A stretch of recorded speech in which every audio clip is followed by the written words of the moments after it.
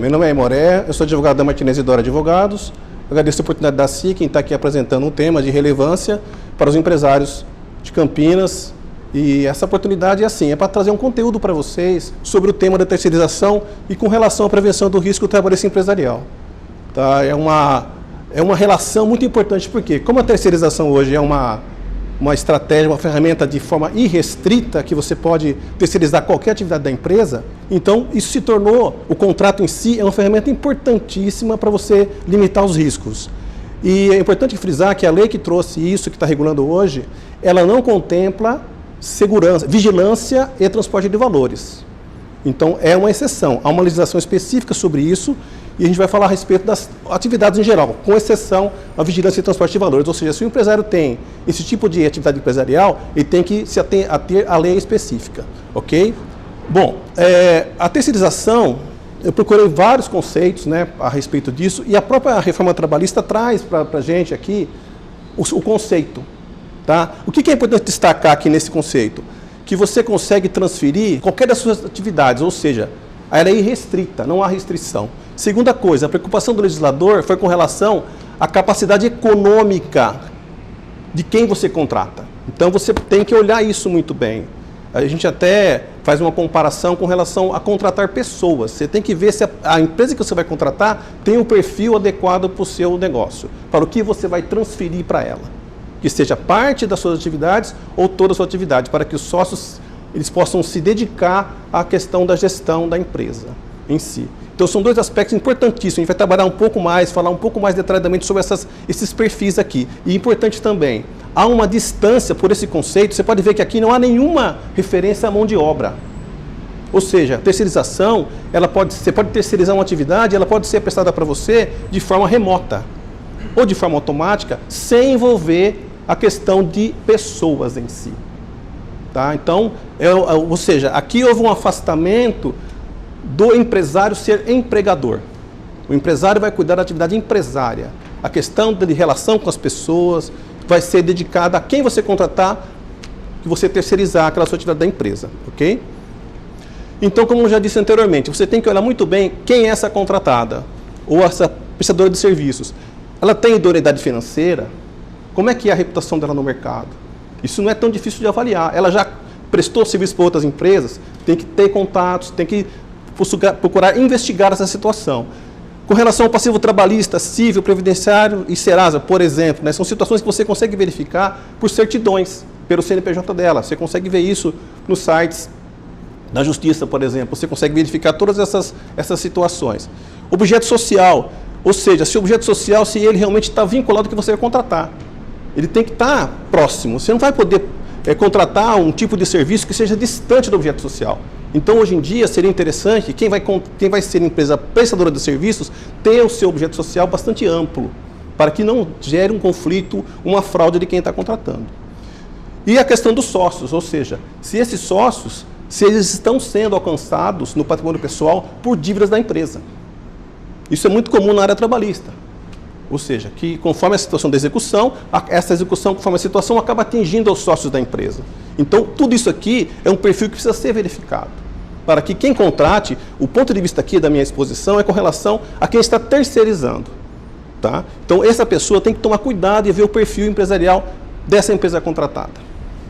Com relação às cláusulas do contrato, o conteúdo em si, o objeto, aqui é importante, como eu já disse antes, o objeto do que você está contratando com aquela empresa.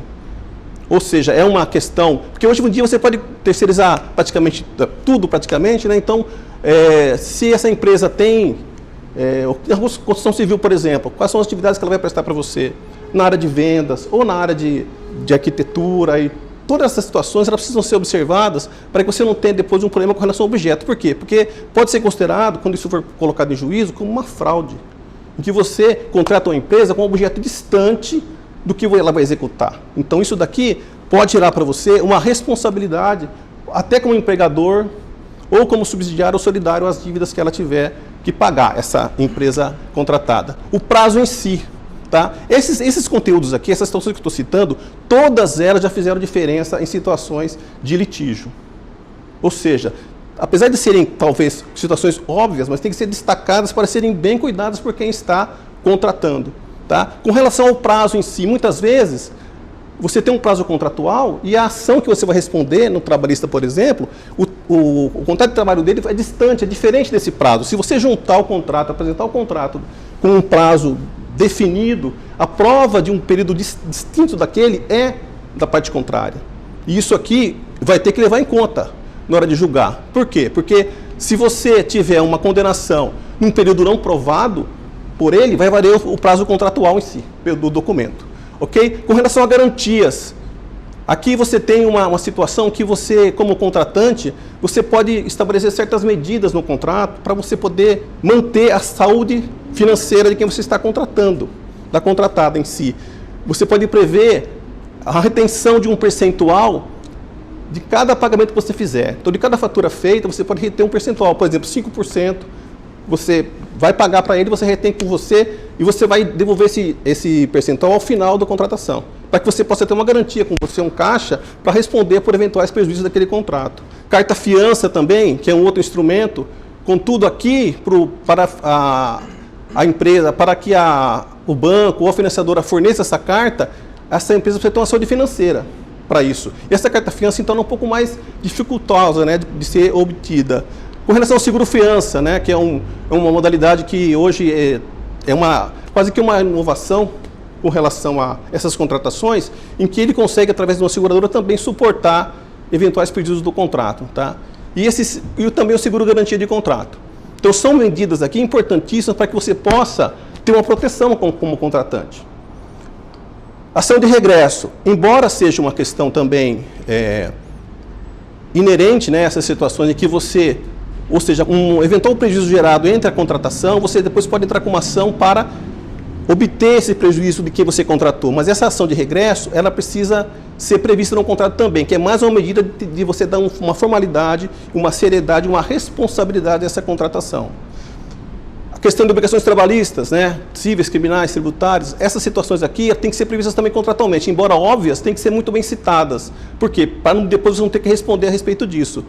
Questão de especificações, como já disse, o tipo de serviços que vai ser prestado e o local onde vai ser prestado. Por quê? Porque aqui você consegue demonstrar que aquela contratação ela foi feita num local específico em si, que foi prestado um serviço naquele local. Ou seja, eventuais situações diferentes daquela localização onde você contratou ficam por conta da prova da parte contrária. Tá? Com relação a aditivos em si, os aditivos precisam ser também regulados e também guardar todas essas proteções do contrato principal, com prazo, objeto e eventuais penalidades. Subcontratação, aqui é uma situação que a lei também permite, mas aqui seria a tal da quarteirização, ou seja, você contrata e a empresa poderia subcontratar. Essa é uma situação que tem que ser cuidada, tratada com muito cuidado, porque senão você vai gerar ainda mais conflitos nesse contrato. Com relação aos funcionários, a gente vai agora um pouco mais dedicado à questão do passivo trabalhista em si. Ele precisa fornecer para você sempre uma relação, uma lista de empregados designados para a execução dos serviços, ou seja, quem é que foi prestar serviço para você? Naquela semana, quais são os funcionários da terceirizada que foram lá? Quais foram, por exemplo, se você tem um refeitório em que ele é aberto tanto para seus empregados quanto para os terceirizados, qual é a relação de pessoas que estiveram lá? Porque depois, em eventual ação, é interessante você ter esses nomes, porque você pode provar os dias em que ele esteve lá e os períodos, ok? Com relação a comprovantes de pagamento, né, de salários, previdência, isso aqui é importantíssimo, por quê? Porque ele demonstra para você regularmente que está pagando salários, está cumprindo com as suas obrigações, porque qualquer situação em que ele não cumpra, provavelmente você vai ter que cumprir depois, por exigência legal. Ou, com relação à alimentação também, a qualidade da alimentação, quem vai fornecer essa alimentação, onde vai ser fornecida. Existem situações em que as pessoas que trabalham para as contratadas entram com ações de dano moral, né, com relação à questão da qualidade da alimentação. Então, isso é uma situação que precisa ser bastante cuidada para que não gere problemas, eventuais problemas até de saúde com relação à alimentação. Então, é uma situação que você precisa regrar, precisa fiscalizar, observar, porque é um item importantíssimo, né? Ainda mais em situações em que a mão de obra ela se submete a esforços mais pesados, esforços físicos mais pesados. Normas ambientais, né? Equipamentos de segurança, de proteção individual, os EPIs, isso é importantíssimo, por quê?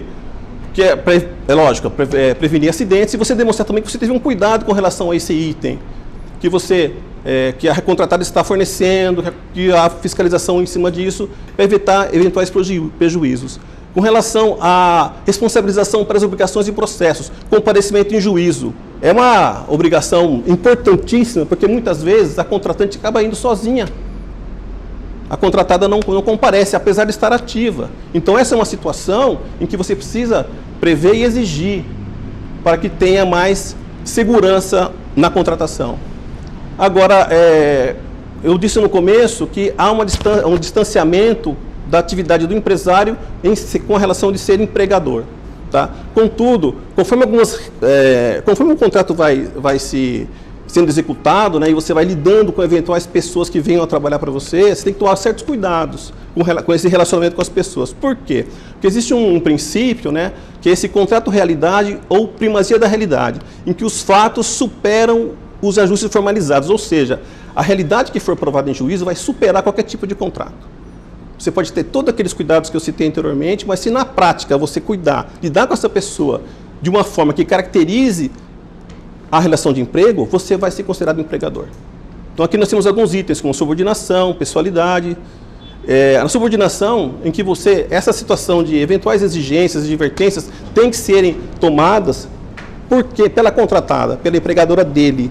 Tá? Você vai reclamar sempre, não das pessoas, você vai reclamar do serviço que é prestado da contratada. Tem que distanciar, é uma situação muito importante.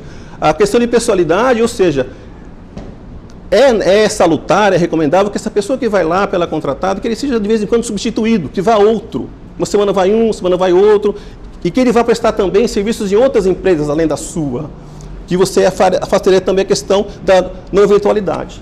Tá? Onerosidade. Os salários, despesas que essa pessoa estiver lá na sua empresa, tem que ser bancadas por essa contratada. Tá? Ou seja, tem que afastar essas situações todas para você não virar o empregador, ser considerado empregador, que você vai responder diretamente a eventuais prejuízos dessa relação. E com relação a ex-funcionários, tá? A lei prevê que são 18 meses para normalmente prestar serviços para o antigo empregador. Então, é mais uma forma de demonstrar que você não pode vincular a terceirização à questão de terceirização de mão de obra exatamente, de pessoas.